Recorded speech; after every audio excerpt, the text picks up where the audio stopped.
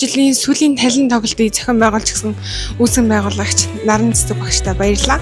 Тэгээд энэ өдөр бидний хамгийн хизээч мартагдахааргүй тийм гоё төрсөнд байлаа. Ялангуяа энэ өдөрт бэлдсэн сүүлийн тэр богинохон ч гэсэн тэр маш чухал байсан тэр 2 өдөр үнэхээр их дурсамжтай байж чадлаа. Баярлалаа. За өнөөдөр бол 12 жилийн хамгийн сүүлийн талент өдрлөг болох гэж байна. Үүнтэй холбогдуулаад өнөөдрийн мэдрэмж сэтгэл чинь яг юу байна вэ? Тэрнээс хаваалцаач. Өнөөдөр их гоё өдөр байна. Учир нь бид нэр 12 жил юу хийсэн, юунд оролцсон, ямар уралдаан тэмцээнд орсон бүх зүйлээ ангийнхаа эцэг эхчүүд болон багш нарын урд харуулах гэж байна. Энэ бол их гоё мөч. Үүнийг зохион байгуулсан үүсгэн байгуулагчтай хүнээ талархъя.